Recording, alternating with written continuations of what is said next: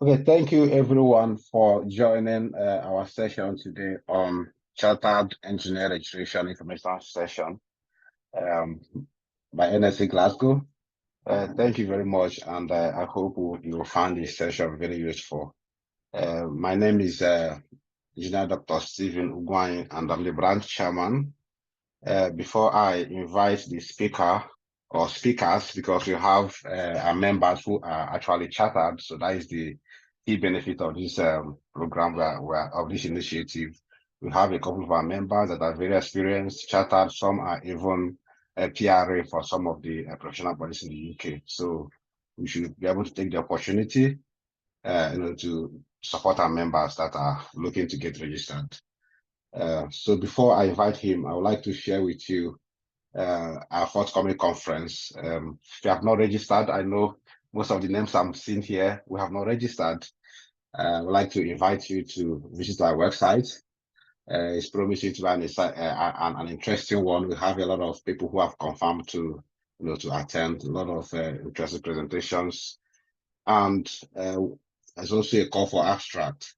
So feel free to send in your abstract. I see that window for you to come and share your research, whatever you're working on.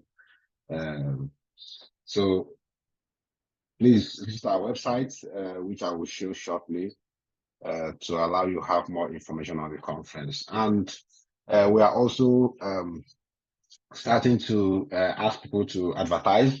An opportunity for you to send in goodwill messages, advertise your company, your products within a global conference. So it's an opportunity. We circulate this to everyone later on. Please feel free to reach out if you'd like to share, partner with us in any way. We are more than happy to discuss possible opportunities. And for the conference, this is the link to our website. We invite you to visit our website, and just by clicking registration, it's very straightforward. We also have other information regarding accommodation and call for abstract. If you want to submit an abstract, this is where you do that. Just scroll through our website. You have other things regarding our previous event and webinars. So a lot of things that you can actually find there. And if you go down, you can see some of the guest speakers and invited speakers as well who have confirmed to be attending this conference. And thanks to the planning committee, a lot of people who have been working together to make this a reality. And again, we are also planning to do current and NS registration exercise at the same during the conference. So if you have not, if you are thinking to do that, please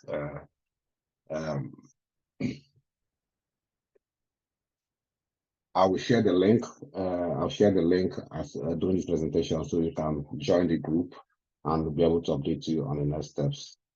And recently, the NSC inaugurated International Mobility Group, and as a branch here, NSC Glasgow, these are some of our members who are actually involved in this.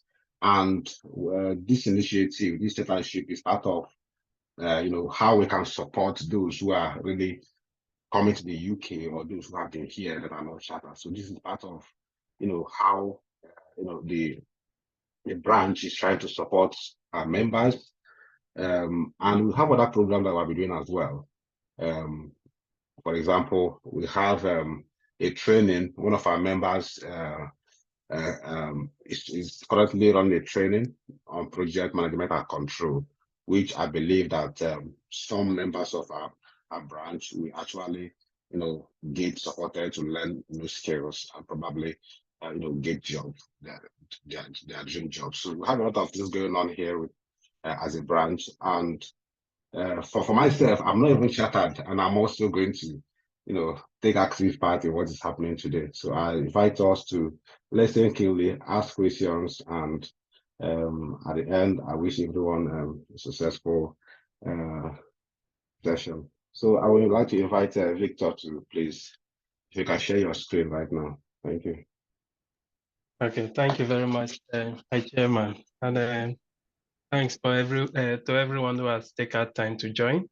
Just want to quickly acknowledge the presence of the the branch chairman and the immediate past branch chairman, all Glasgow branch executives, and everyone joining from outside the Glasgow branch.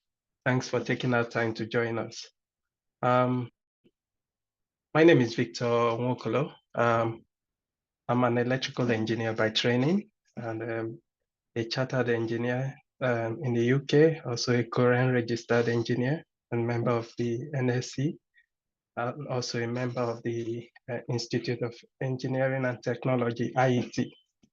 The privilege to present this to you guys today, and hopefully it will be an interactive session. I just want to just quickly take this time to just highlight a couple of things while I'm getting my screen ready to share.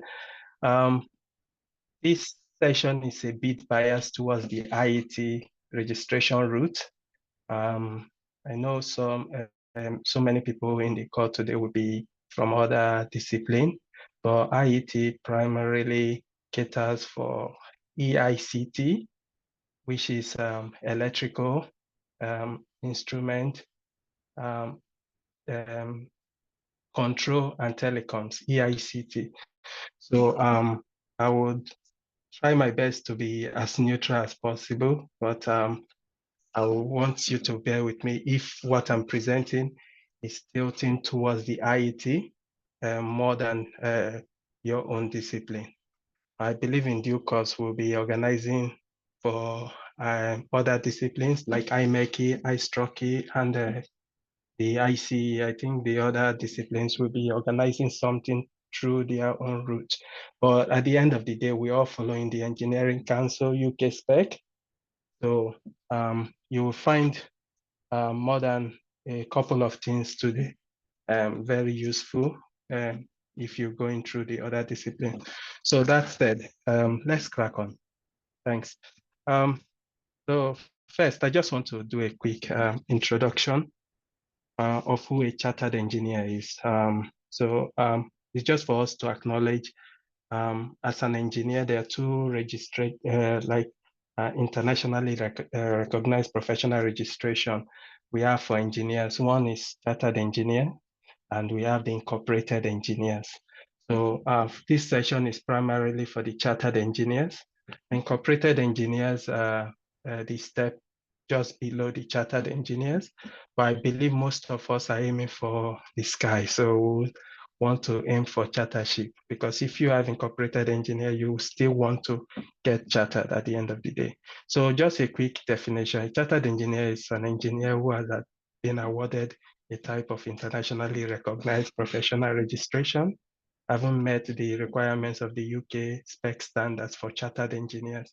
Please note that the spec standards are for technicians, incorporated engineers, and chartered engineers. So this aspect is just primarily for chartered engineers. And this registration would have been awarded by a licensed body. Most times it comes through your professional bodies. For this section is the IET, and the registration is based on three main factors: your knowledge, competence, and commitment to professionalism. So just note that that's what makes you a chartered engineer.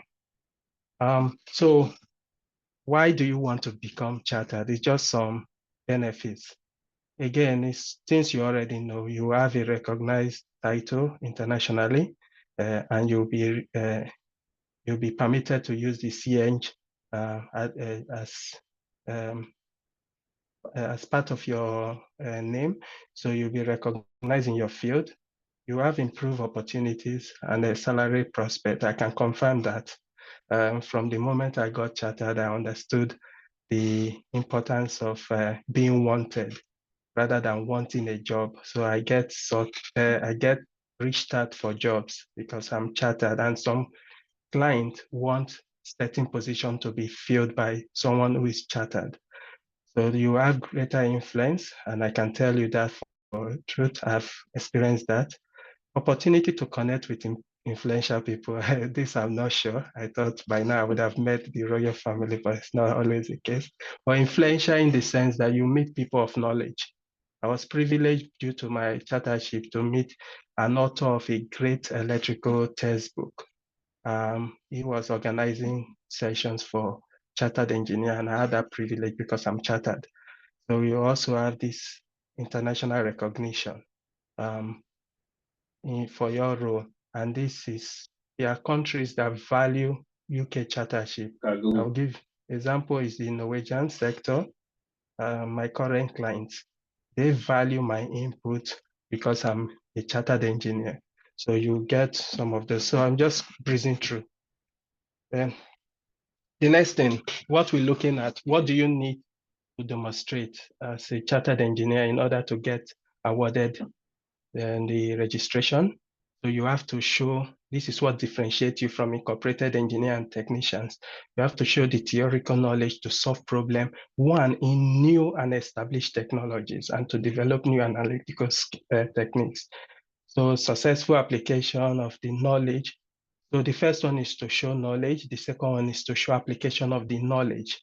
The third one is to take responsibility for financial and planning aspect of project and sub-projects. You also be required to show leadership and development of other professional staffs. Like if you're showing mentorship in your application, that would be really useful. You'll be required to show interpersonal skills in communicating technical skills. You don't have to be eloquent in English. All you just need to do is to be able to communicate technical matters. So you can show that. There will be, I'll tell you evidences you can use for that. You have to understand the safety and sustainability implication of your work. So if you're working on a project, what are the safety and sustainability implication of your work? And you'll be also required to show commitment to professional engineering values. All of this, you'll see how to show them in your application. So let's just look at those key things that are required for you to demonstrate. Competence. So competence is your ability to carry out a task to a high standard. In this case, it is against the UK spec. So they have listed 5 knowledge areas in the UK spec for you to show your competence against. So the first one is knowledge and understanding. The second one is design, development, and solving engineering problems. Third one, which is C, is responsibility, management, or leadership. D is communication and interpersonal skills, and E is personal and professional commitment. So then the second thing you need to demonstrate is your commitment. So commitment is actually the demonstration of the dedicated and engagement in to the engineering profession and society. So it's just you showing your dedication, how you are involved in the engineering life, if I put it that way. So you'll be required to provide evidences to show your commitment. So you show how you're maintaining public and employee safety, undertaking works in a way that protects the environment and contributes to sustainable development, complying with codes of conduct, codes of practice, and the legal and legislative regulatory framework, managing and applying and improving safe systems of work, carrying out your CPD. This is important post-registration and to maintain and enhance competence. And it's also important pre-registration also. Exercising responsibility in an ethical manner, that you will see how to do that, recognizing inclusivity and diversity, adopting a security-minded approach, and actively participating within the profession. You'll see how to show evidences for these requirements. Okay, let's just quickly go through the competence table. This is an extract from the UK spec. So if you remember these 5 knowledge area, A to E. So the competence table will require you to show how you meet A to E. And A to E are the section, you have subsections. within them. So let's just go through them. So the first one is A, which is knowledge and understanding. The first two subsections there are the subsection 1, which is A1, and subsection 2, which is A2. So subsection 1 is having, so you expected under A first to, as a chartered engineer, they say chartered engineers shall use a combination of general and specialist engineering knowledge and understanding to optimize the application of of advanced and complex systems. It's a bit of jargons there, but how they break it down is you see on the other two tables. So you have maintained and extended a sound theoretical approach to enable them to develop their particular role. So under that, examples of evidence you can show is formal training related to your role. So this, if you've been in employment and you've got technical training as a result of your work, those certificates are important to put aside because you put them together as evidence to show that you've met A1. So you show learning and development of new engineering knowledge. So again, people put launch and learn, people put training, in-house training, specialist training, professional training, any kind of training.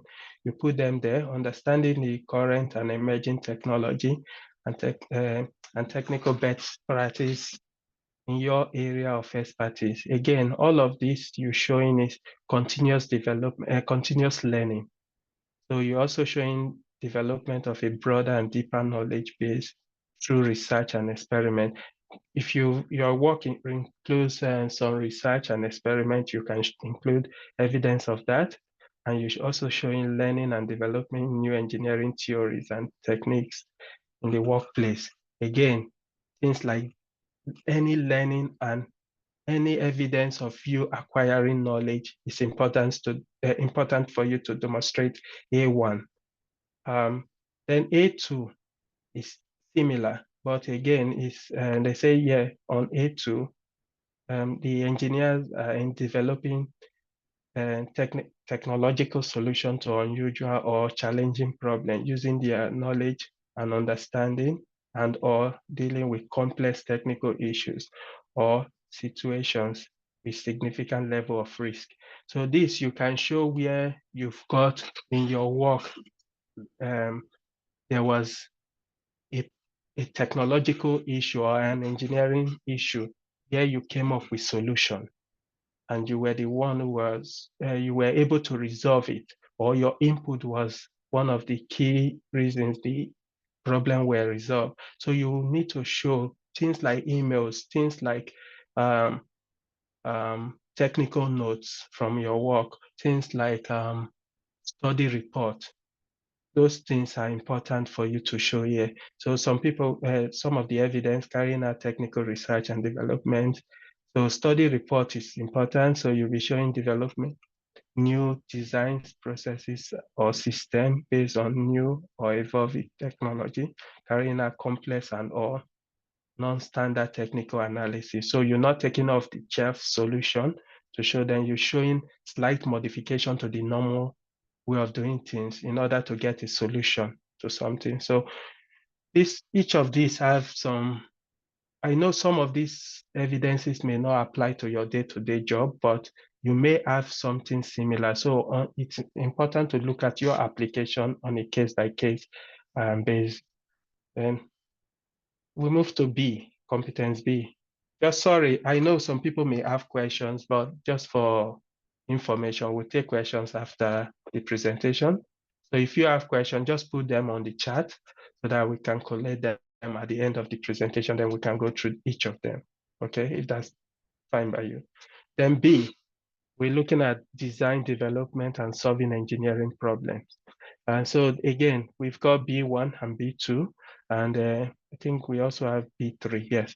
So B1, B2, and B3 for B.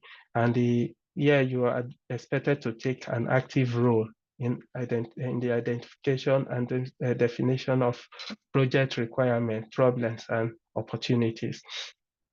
Some of these things you will notice some of the evidences or requirements are interrelated.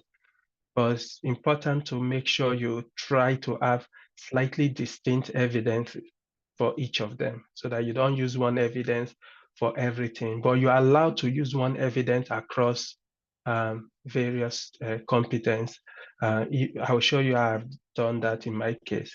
Then B2 is you can identify the appropriate investigation and research needed to undertake design, development, and analysis required to complete an engineering task and conduct these activities effectively. Again, there are list of evidences here you can put. Case by case is what is required. Not everything is applicable, but if you've got majority of them, for each one, I would say like for B1, put 2 or 3, a minimum of 2.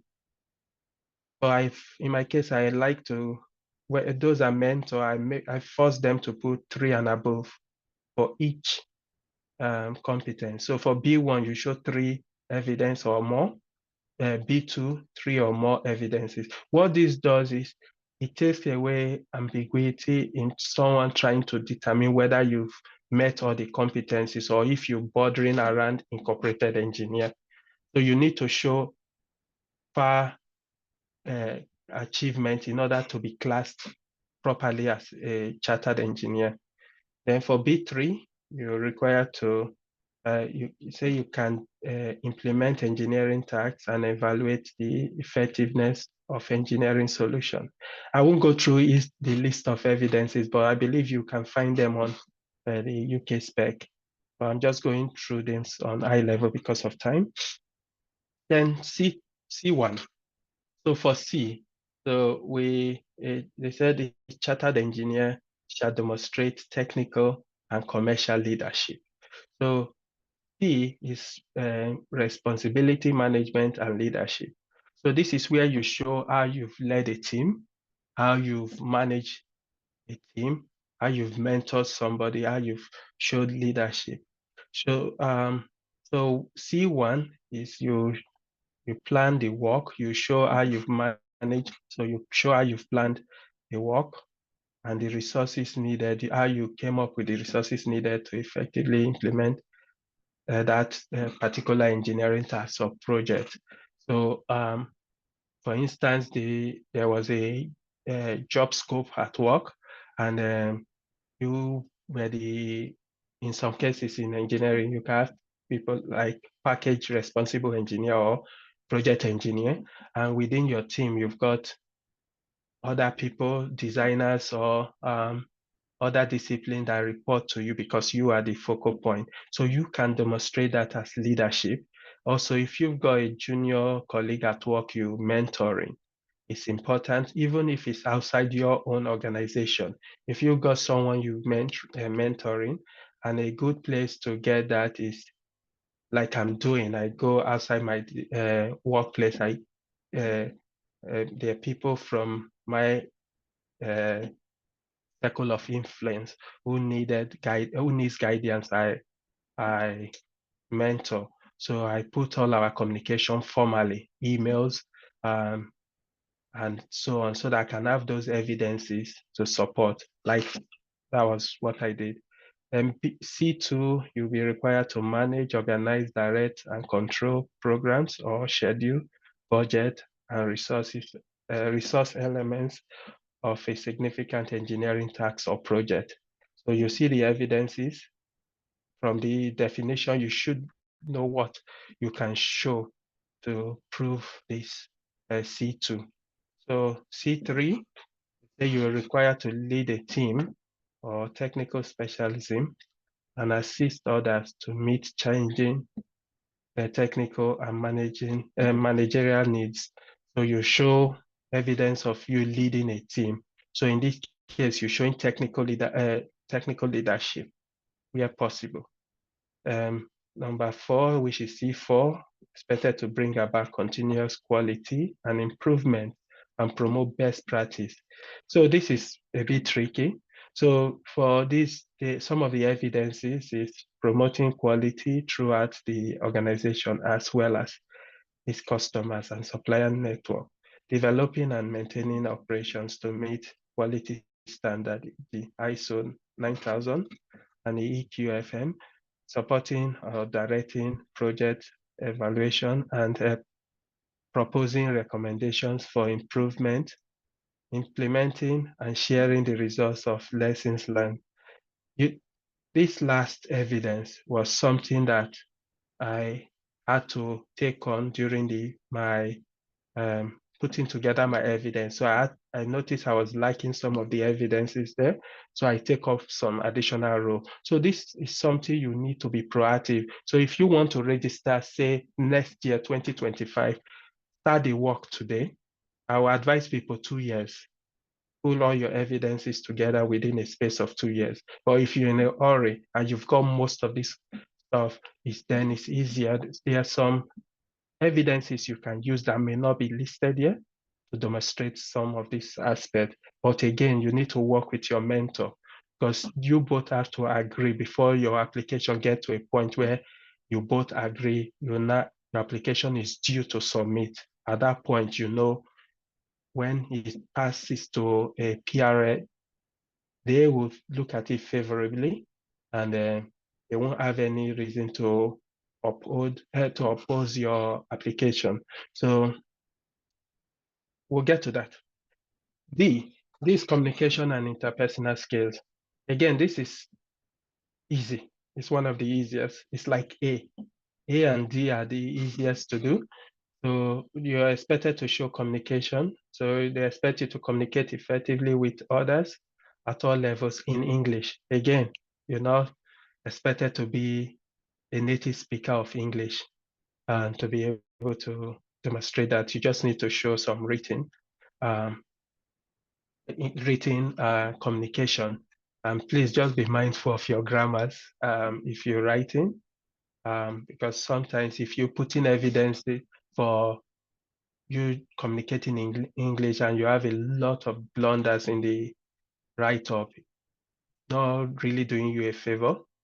So what I've advised somebody lately is always run all your communication through Grammarly, just to take away that problem.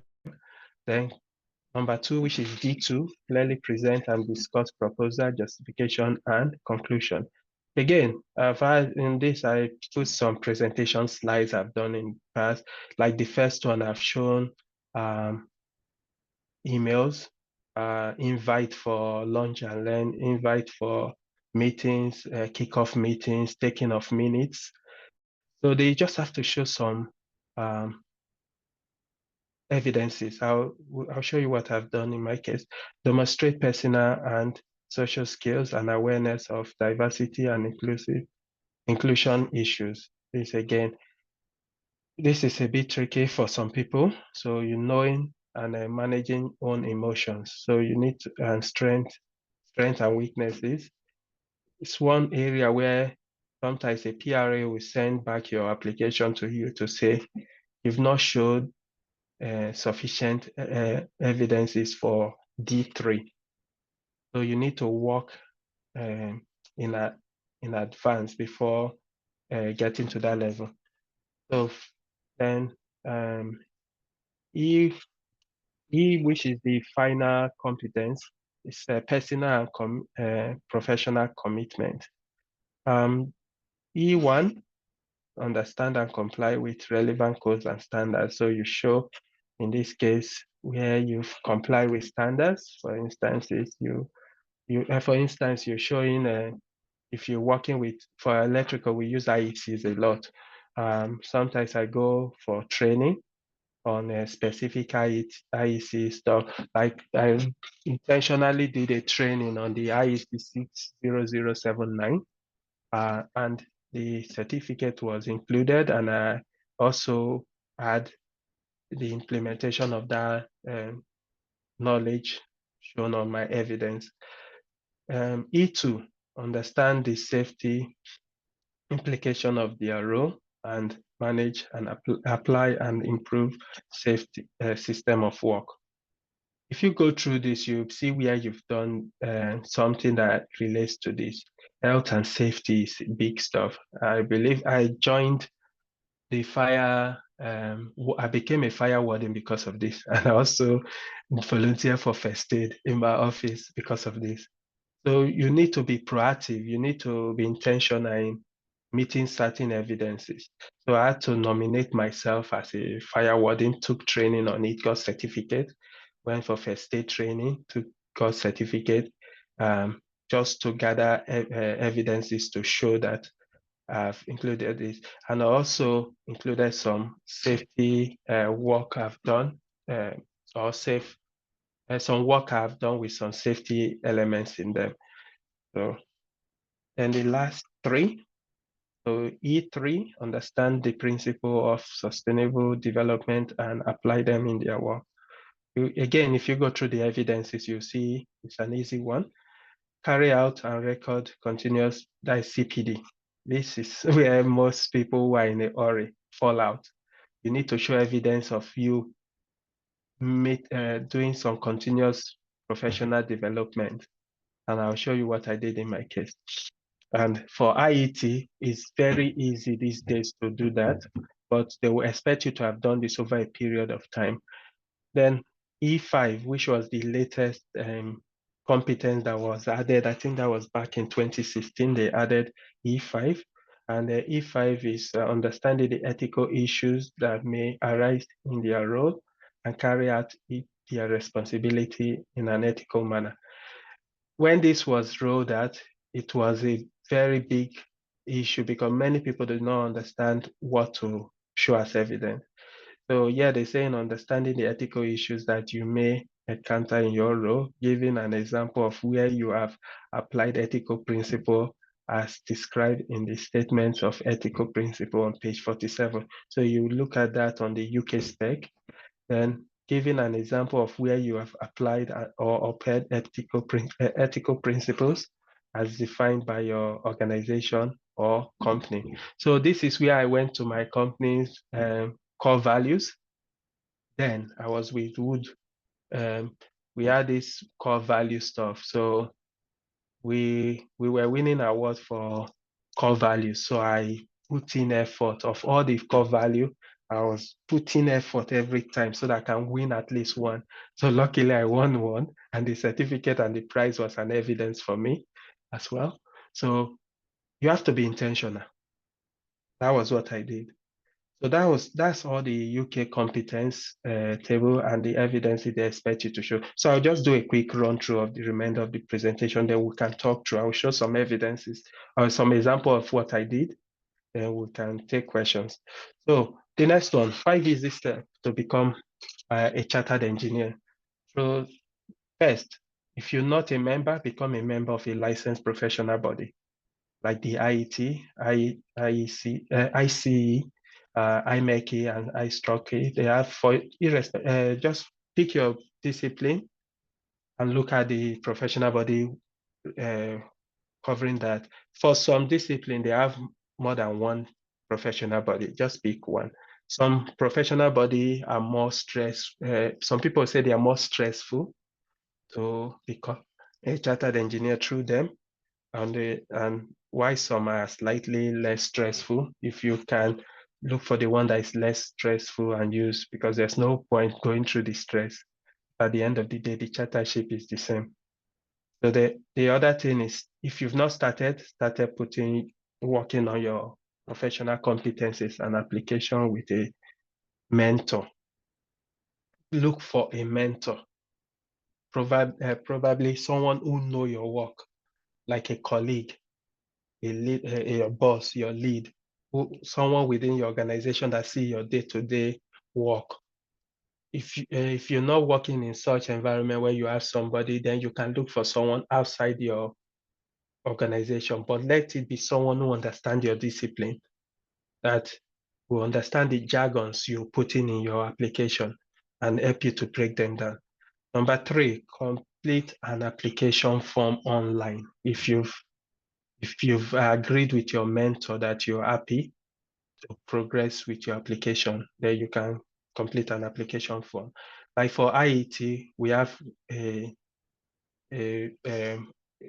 system called, it's not a system, it's a portal called the Career Manager. So this allows you to build your application from 0 to 100. You see your progress and you know when you've attained enough evidences to want to submit.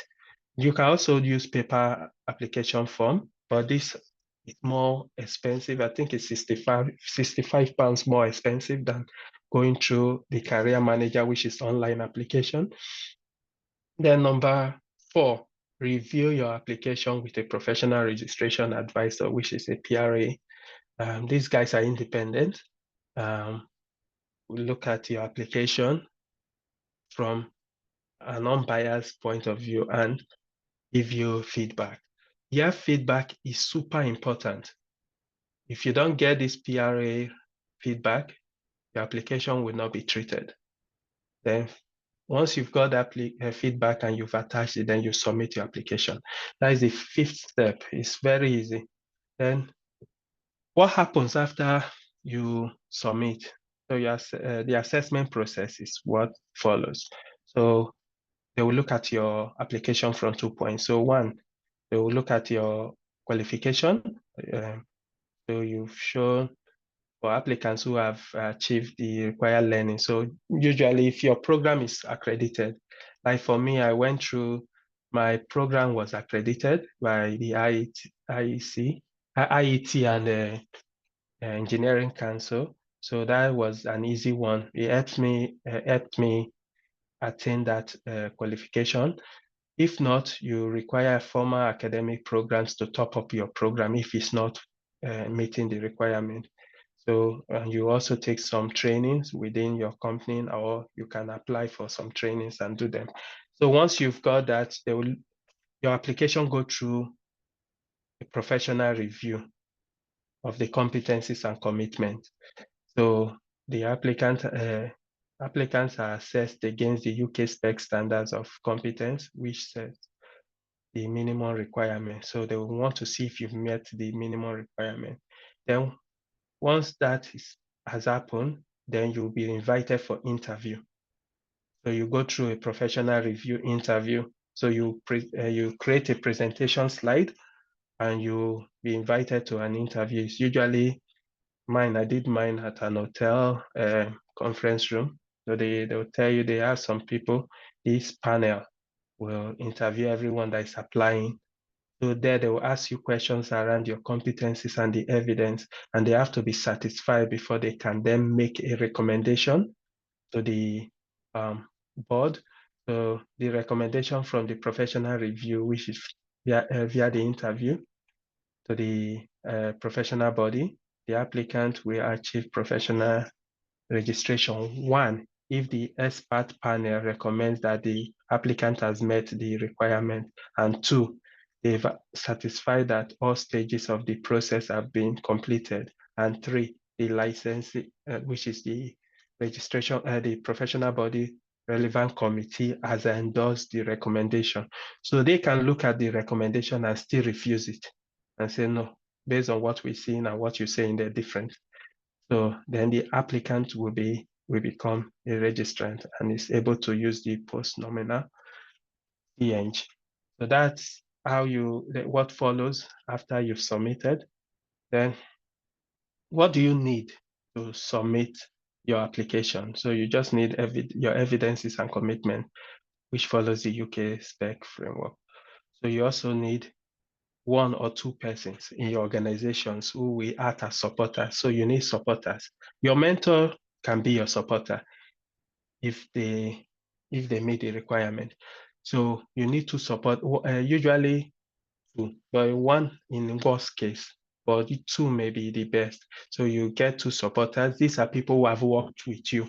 They'll go through your application and they will sign to say for each commitment each competence you've provided evidence against, they agree that the evidences you've stated are correct. So if you said, oh, I led a team of 20 people to deliver a project, and you put your boss name as people you led, and it comes and it's one of those people, he will refuse that.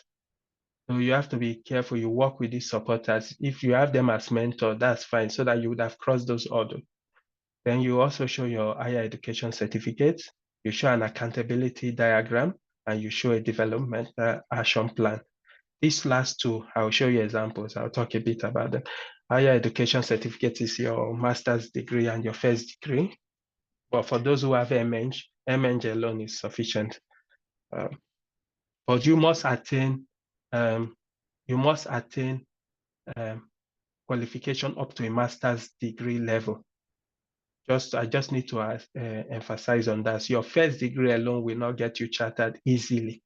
Not like he cannot get you chartered. You have to prove a lot. But if you want to make it a bit much easier, you must have a master's degree in a related field.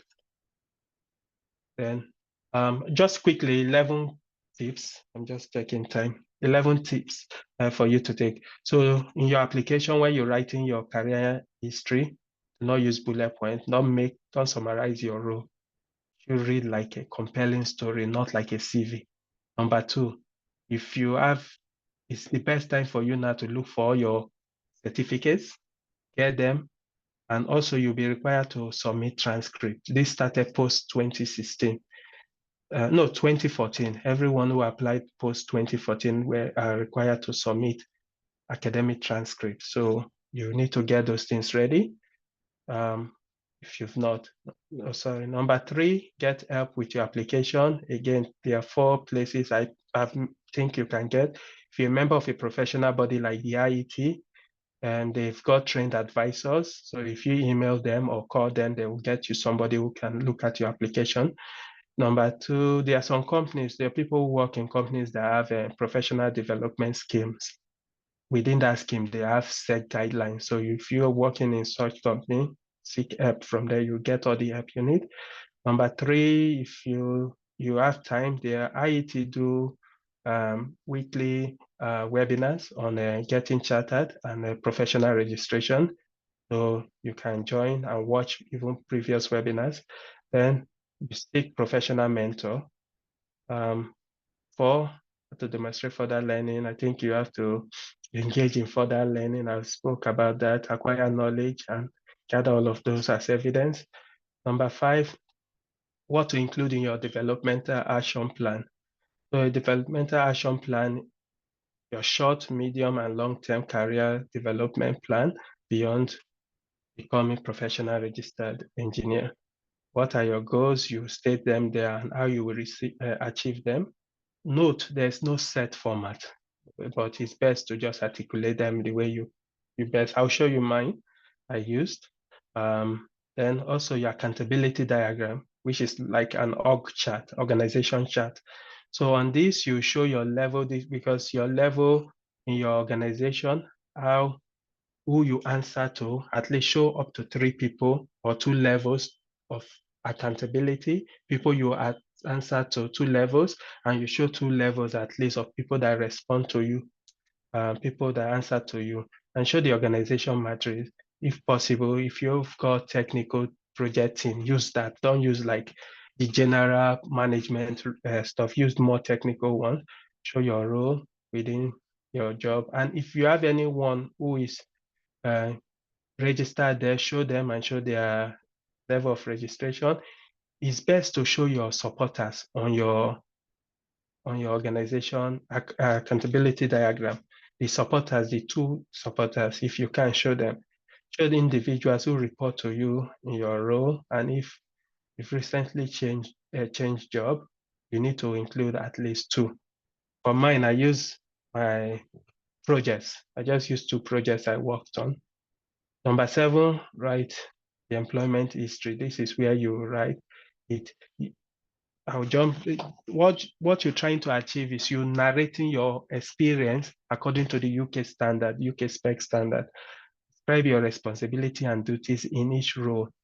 Write them compelling.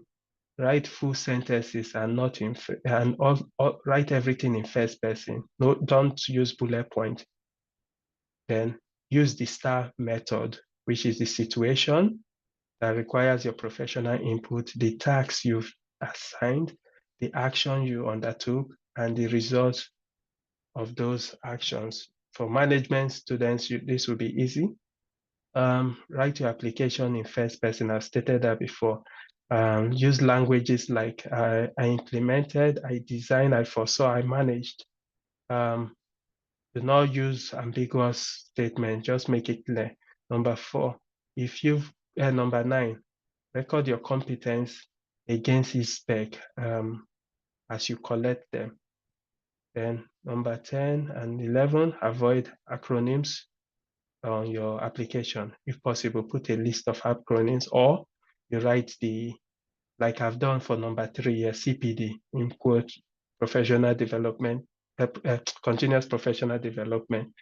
Try to just make it less stressful for whoever is reading it, because then you can gain their favor. I think that's the end of this slide. Yeah, that's the end of this slide. So what I'll do now is sorry, just want to come out and just share some of the examples I've used for mine. So if you don't have a copy, this is the UK spec. It's got page, I think this is the 4th edition. That's what you should be using. Then for my stuff, while I was putting my application together, you may not see some of this stuff properly. So I used a spreadsheet. So for A1, this is A1. So I use 5 evidences. So 1 is my MH degree. I'm not sure you're sharing your screen right now. Yeah? We're not seeing what you're doing. Oh, sorry. I think when I came off the presentation, I might have 2 seconds. There's this. Oh, I'm not sure why this is not. Let me see again. Okay.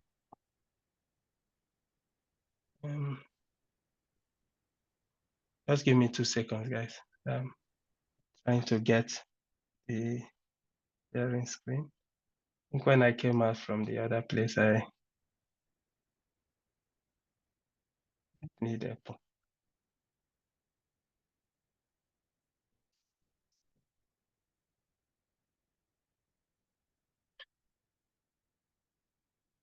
I can see myself, I can see everyone, but I can see the share screen. Maybe I've format to. You can stop sharing and then reshare again. What I can see now is become a chartered engineer. That is like look like the first slide of your presentation. Okay, so we're still there. The first slide. So trying to wow. Then happen.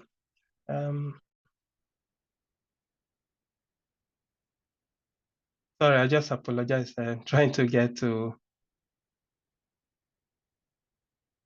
maybe I'll. I'm using double screen, yeah? No, I have actually switched off the second screen. I think it might be on the second screen. Yeah, that might be the problem. So let me just turn that on. 2 seconds, please. Yeah, it's on the second screen. Thanks. This life is not supposed to be that complicated. Let me share my screen now. Thank you.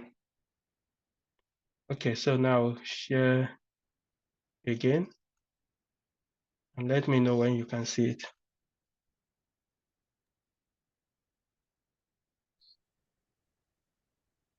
Can you see my screen? yes. Perfect. Yeah. Okay. Yeah, sorry about that.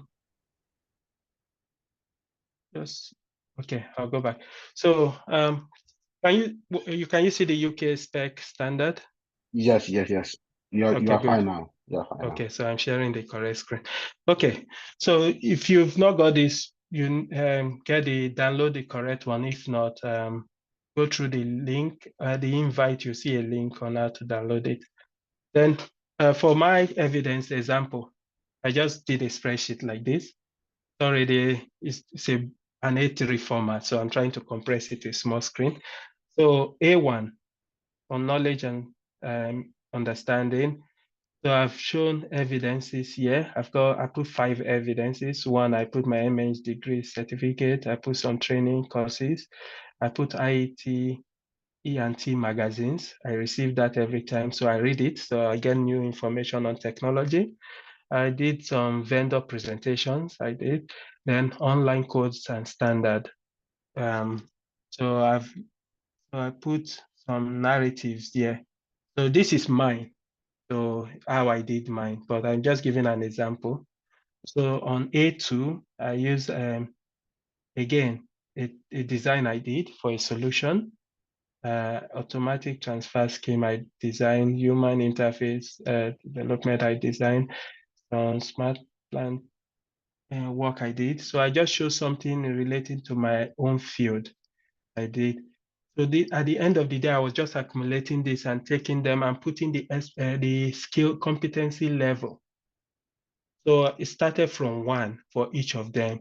So when you get to competency level 3 and above is fine. So for each of them, I did that. I can't go through all of them because of time, but it's similar to what I did for, I'm just trying to do at the bottom, then I now listed the legend. So there's number 4, expert, number 3, professional, number 4, supervised. That is number 2, I mean to say supervised, number 1, trainee, and number 0, no experience. So when you list all of them, you now see, okay, where do I need to build experience? So then I was working with Wood Group. So we have this form we use. So this is A1, for instance. So this was the early stage where I present this, I give my mentor one of these every time. So under A1, A1 0 to 5. And no, at this stage, it was even up to 7 evidences I put together. So I put attach the evidence. So he will then confirm if he's happy with it. Some of them he will tell you to remove them. That was my mentor. He was really involved, an Indian man. He was very involved. So the same time, he would advise what may be a better evidence to show. So I just included this just for reference. You see some of the things I've written there. So I have about 16 of these. So A1, A2, I have A3, and B1, B2, B3. So you have each of them. I have 16 of these. Then 16 different one. Imagine this is 7 evidences times. Assume I've got an average of 4 evidences per competence. So 4 times 16 was the number of evidences I accumulated before during my conversation with my mentor. So just try to get that involved. So another way we do that is, this is a spreadsheet. So we go through at the early stage. We say, okay, we've got the 16 competencies listed here. So what are those things I can do to show evidences and competence on each of them? So we agree within my discipline. So we say engage in technical training programs organized through external facilitator and training institute. So we listed those things he expect me to do to meet each of these competence. So you see for some, like this one, undertake acceptance test of vendor, which is FAT, attending FAT. I use that for many. I use that for B1, for B3.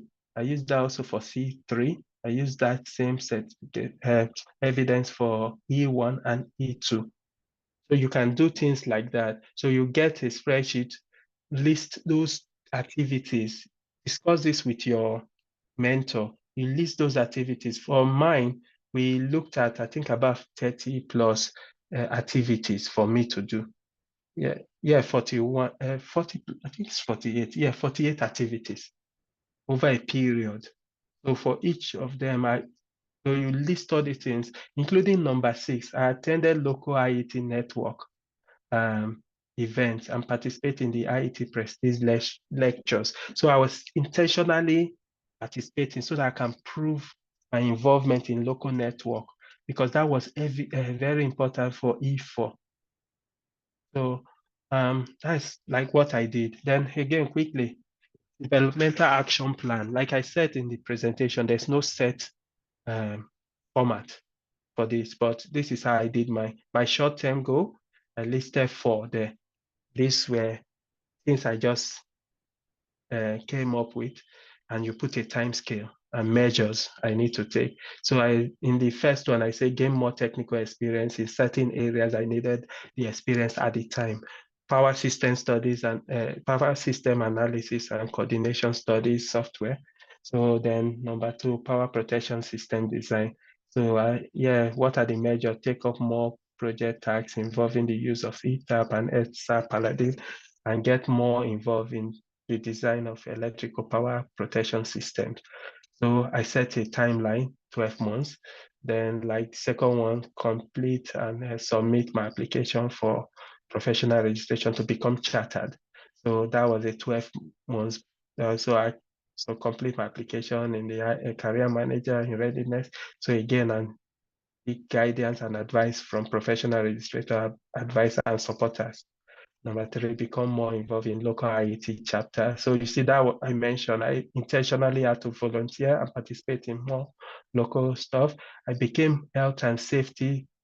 I got involved in health and safety. In my office, I became first aider and get trained and renew fire warding training. So those were intentional. Medium term, I look for something different.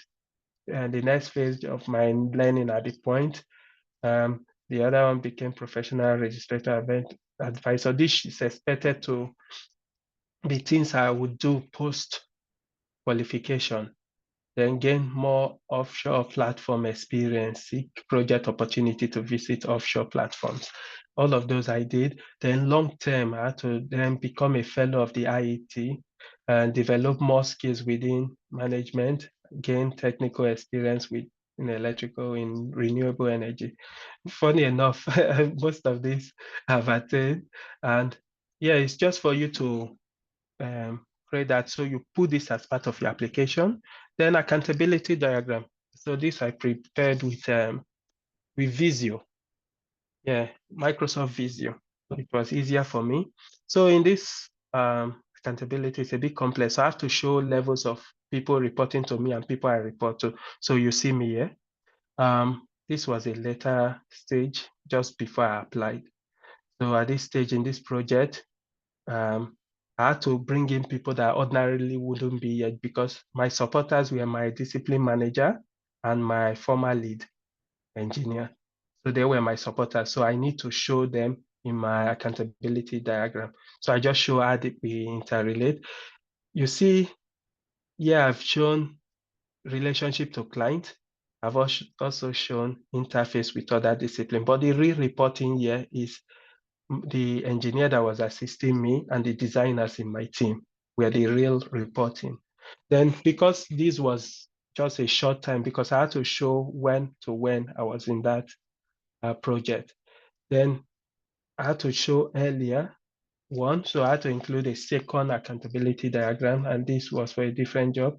So again, this now my supporter is here, one of my supporter, my lead, and my discipline manager. I found myself in the middle. Again, I've got reporting, people reporting. There's designers, not like they actually report to me, but because my job requires reviewing their jobs. So in my definition, it was a reporting. So it took a lot of convincing. So my lead, it was my mentor and my supporter. So he had to agree that these people report to me. So that's how I showed my accountability diagram. Then just quick one, for if you're using IET Career Manager, you can have some form printed out like this, where you can then, for each of these now, before expanding them, you can put your experience level, skill level. So aim to be in number 3, professional practitioner. or expert where possible. For me now, most of them will be expert, but at the time they were practitioners. So yeah, that's pretty much everything I needed to present. Thank you very much. So I think I'm open to questions now if you've got questions. Thank you very much, Engineer Victor Mokolo, for this wonderful presentation. I know we have a lot of people who will be hoping to ask a lot of questions. So thank you very much. I think I will start with the questions. One, maybe a comment or a question. So NSC Glasgow branch activity, can that be used to validate the local chapter? Say, for example, our secretary or even a conference planning committee can say, okay, I was part of this, just to demonstrate that local activity. We talked about attending IET local events. So NSC Glasgow would do a lot of things. So, which means if someone wants to register, they need to become active as a branch member and then can use that to evidence, some of those. Okay, thank you very much. So so that on can be your used, especially where you've got like almost like a weekly attendance. It can be used. So if possible, it may be a bit petty, but for me, I can just do a screenshot of me being in the meeting. Like just do a screenshot like this, then show and add the invite in front. So if you do that for multiple, you have a lot to show there. Yeah. Okay, so another question is on your accountability diagram, you have arrows saying, but all is just flowing from top bottom. So while I was doing my own, it became a bit confused with my PRA. So I had to remove the arrow totally because trying to show, where I'm making input and who is supporting me, it was a bit more confusing. So in your arrow, it was just more all downward. So how did you demonstrate that, when you are feeding people and when people, are feeding you? Okay, you need to put, I think Can you you see want your a legend. diagram Yeah, again? I'll go back to Yeah. it now. Let me go on to here and share my screen back. Sorry. Trying to share screen again. Okay. So in my case, what I did was I used this accountability diagram. So you see there's a legend here. So I've got technical responsibility and corporate responsibility. I've also got interface. So the requirement is for you to show people you're reporting to and people reporting to you. So the communication here, they are responsible for me, and I'm responsible for the other people who have shown downward. I didn't have that issue with my PRA, maybe because I had the legend to explain, and I explained to them that the people with dotted lines are interface. They're not accountable to me. They are just interface. Again, some will say, if they are interface, take them away. If they want you to remove them, you can remove them. I can do without them, the dash. But you see the other two ones, I had to put them there because I had to bring in my discipline manager, who is a supporter. So the only way I could bring him in here, because he wasn't on this project, and I needed to show both supporters. So the only way I can show him and my other supporter is to use the corporate responsibility. So he was responsible for both of us. So on the other one is similar thing I did. Again, I can do without the interface, but just to make the project more fluent. And also the interface in this case is for my discipline manager. So that's how it was done in my case. And my supporter in this case wasn't on this project. So I had to bring them both in to the project. I don't know if Thank that's you. clear enough. Yeah, that's okay. We have a question from Jemima on the chat. Yeah. Chairman, sorry. Can I just make a contribution to your first question? Yeah, All go right, ahead. okay. Yeah, so my name is Engineer C.Eng. I'm also chartered. Just you can use NSC activities to contribute to your CPD. You know, those technical webinars we use. As long as you can provide maybe like the invites and maybe just like Engineer Wukula said, maybe an evidence of a screenshot of your attendance. And for the few ones which we have issued, I think we just issued one CPD certificate for one we did. You can also use those ones as evidences to your CPD contribution. Yes. I just wanted to say that. Yeah. Thank you. Thank you so much. I think that's very correct. The CPD aspect, be intentional in attending CPD events, apologies, CPD events. If you see, 3 hours, 2 hours, 1 hour, 30 minutes, gather those certificates. They're not useless. The more evidence you have, make your evidence overwhelming. It will make the PRA just assume this guy have met everything, because there's so much. They will just write a favorable response because he will think you were intentional in the application. So yeah. Okay, we have questions on the chat. I'm not sure if you could just look at it yourself directly from. Okay, let me Are just. you able to? Okay. Yeah, so which of them? Jemima. Okay, Jemima, please. So these competencies needs to be shown within your current work, or can you rely on experience during your studies, e.g. during PhD? Yes. Okay, let me finish the question. Say, there's a number of, okay, I'll take that one at a time. So yes, my final year dissertation for my MNG was also one of my CPD, one of my evidences. It was an evidence towards, I think that's like C3 or so. It was for research, because that was a research project I did and also built something. So I used that. So your PhD or your academic activity, as long as you have evidence, like in my case, I had the report, the project report to attach. So if you've got that, you can attach it. Yes, it's fine. It can be used.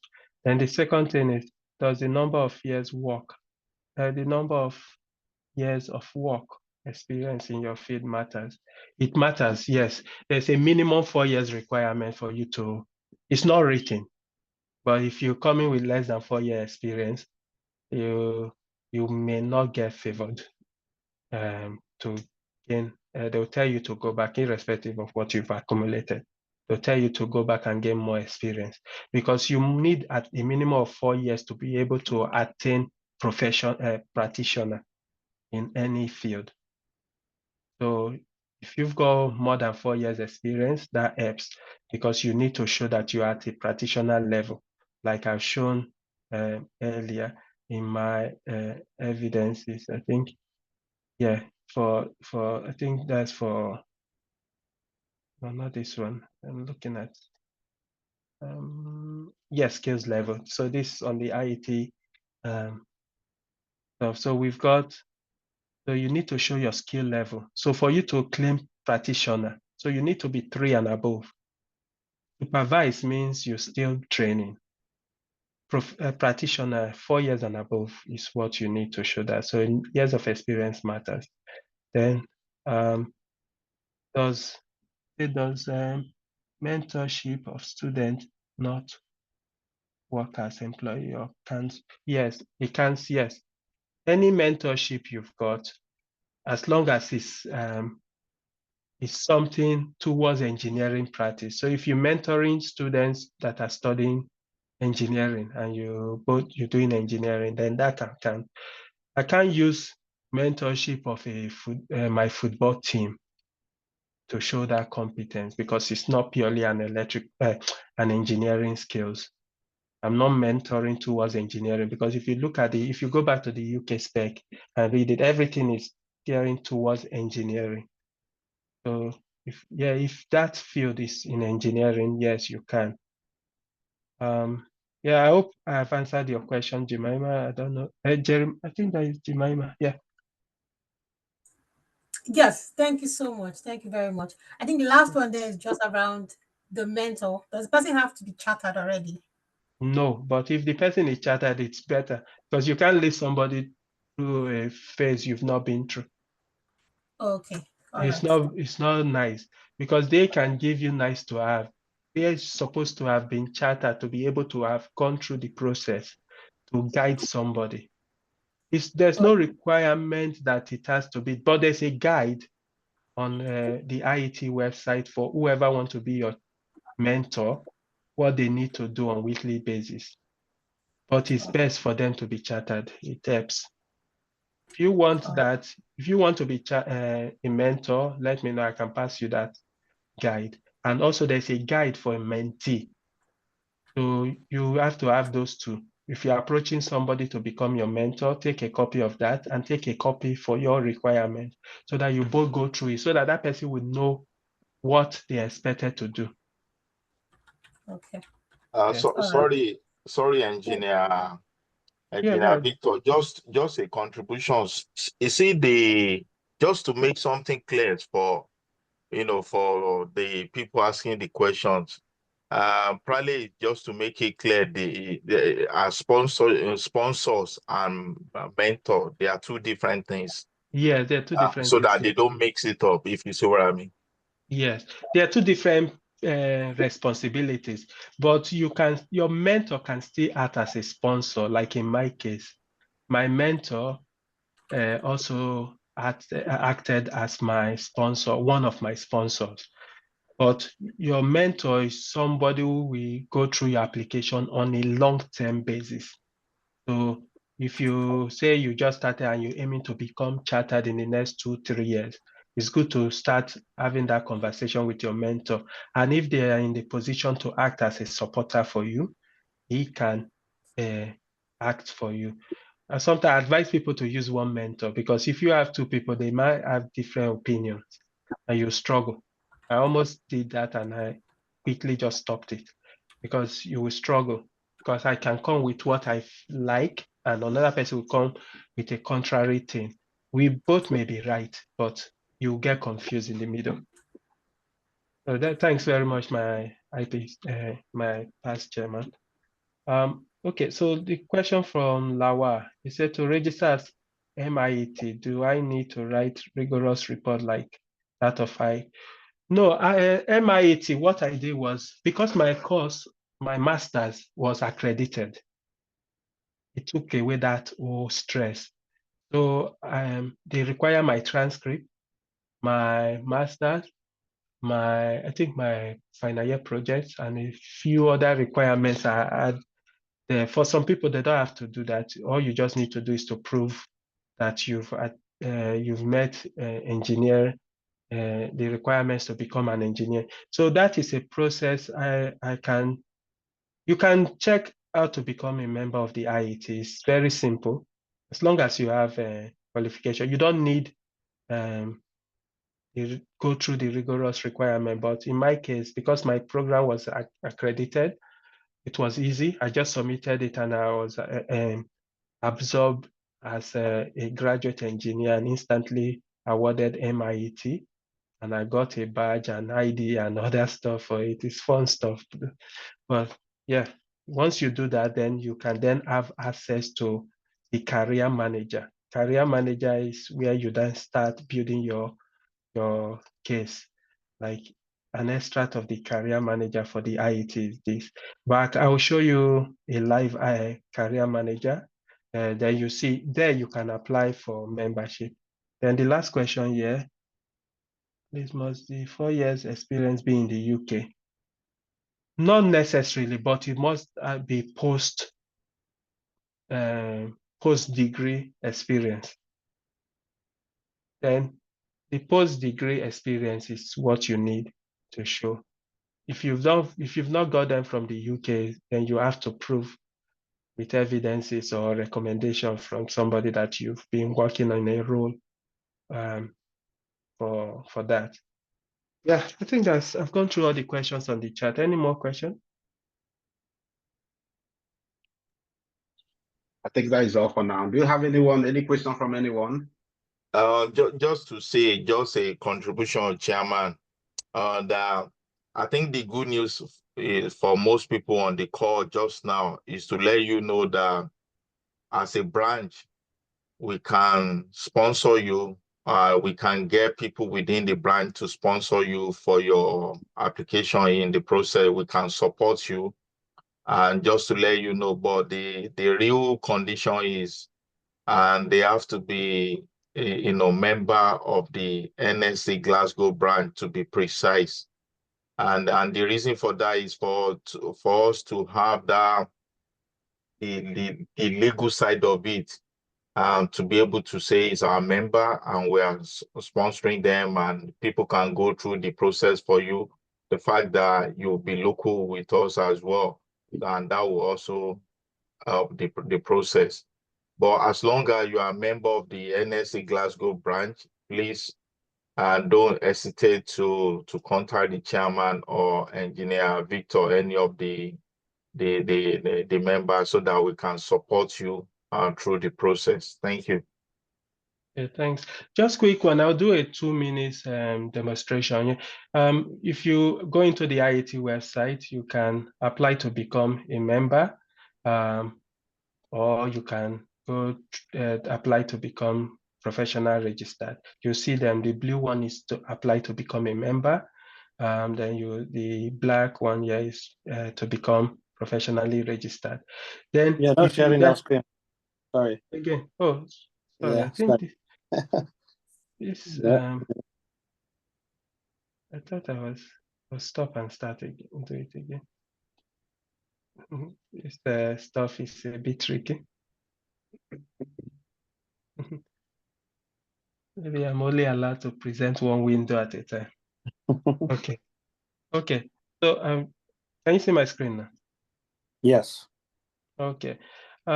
Just going through my IET. So if you come into the website, you can apply membership and registration. So the blue one is achieve great things. That is apply to become a member, and the black one is apply to be professionally registered. So you see, they are a licensed body to Chartered Engineering Incorporated and engineering technician. If you're a member, you can go into Career Manager. Yeah, then you can go through it, but I've got a Career Manager window open earlier. But okay, you can go in there, go to Career Manager. Just want to show you quickly how it looks like. It has changed since 2020. So if you go in there for Career Manager, like in my case now, because I'm registered, I always see this. It's a congratulations on successful becoming Chartered Engineer. So I've got this C.Eng in my name, MIAT, and also, so you see some of them there, you can submit CPD. Then if you want to start a new application, you're expected to start an application there. So you have to click something like this, then you apply for it. So you go through this to become like, okay, I'll just show you one more. So self-assessment, apply for professional registration. You can start an application. If I click this, it will tell me now I'm starting. So I will choose one. So in this case, it's UK. So I can come in here and put in information. So that is it. Once you've done that, but before you do that, go to this professional profile and build your profile. It's important to build your profile. I built my profile, my jobs are there. So all the jobs I've worked on, my academic qualification, all the trainings I've attended, I put them there. And then under that employment history is where you put, let me just download this, sorry. I'll just show you something quickly. Because it's important to build this with somebody. If you can generate a CV from there. So if I disregard the jobs I've done after I became chartered and go to the jobs I was doing before chartered, you'll see how I wrote that, taking from the hint I gave earlier, the tips. So sorry, this is that's more recent job. Come on. Can you still see my screen? Yes, I can Yes, see. yes, we can Okay. see. Okay. So this job, I was working in Wood Group when I became chartered. So you see, I wrote my employment history. So you see, when I wrote that, I put competency A1. So keep writing, writing, and writing. I wrote several pages. So you see A1, E1, E4. I keep writing, I developed this, I did this, E1 and E5. You see what I did there?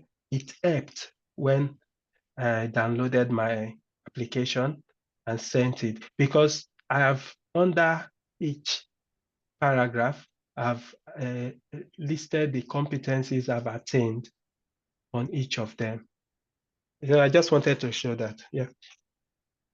So I hope that was helpful. Yeah. Yeah, so I'll stop sharing now for that question. Yeah, thank you very much. I think we spent enough time. I'm not sure if Yeah. anyone have any other comments again, Yeah, but thank you. Okay. Just Segun. by way of some contributions and to it. Thank you, Engineer Wokolo, for that. I think that's been quite Thank you. eventful. And just like the IPC have said, the NSC Glasgow has a committee who is assisting members who wants to get chartered. So if you get in touch with the presenter and chairman, that would be good. One key thing that Engineer Wokolo has said is preparation is key. So I would advise, if you go through the competencies and you see the competence that you think you have not attained at the moment, this is the time for you to start looking for opportunities within your organizations or projects to attain that, and you document that with evidences. I got my chartership through the Chartered Institute of Building Services Engineer, and I know that on their website they have examples of reports and formats of reports. I want to believe others, as engineering association, may also have that. I think that will also assist you when you're trying to write your report. And then it's not your degree don't have to only be from the UK. You can have foreign degree, Nigerian degree, and you can use it. One thing I will advise is, if you're doing that, you can try to apply for what they call the statement of comparability. Yeah, Just UK NARIC. Yeah, exactly. You can NARIC, so that it won't delay your applications at all. So they will see that your degree is equivalent to the UK degrees, and that speeds up your application. So I just thought I should add a few things there. That's a good point. Thanks. And for those, if you know your transcript will delay, apply for it early enough. And that, because they will require transcript as well. Thank you, sir, for the presentation. Thank you so much, Engineer Victor. Please, can you share the exercise you use in presenting, how to act like a guide, please? You mean the presentation slide? Yes, please. Oh yeah, sure, I can. Pass that to the branch, and I'll post it on the chat, on the WhatsApp chat. Yeah. So we have a group we have created for this chartership. Are you in that group? If you are not, then I shared the link earlier. Maybe I can drop that again. I will share so that people can join. Maybe Victor and other members are there to support. So if you have any questions, feel free to drop it there and people will respond. And maybe if you have so many questions, we can also arrange a follow-up session. And I'm sure that Victor and others may be able to help. Thank you. All right. Yeah, thank you very much, and thank you everyone for attending. And remember to register for our conference. So we are expecting you to be here in July in Glasgow, wherever you are. All released to Glasgow in July. So thank you. Engineer Victor, have you registered? I might. No.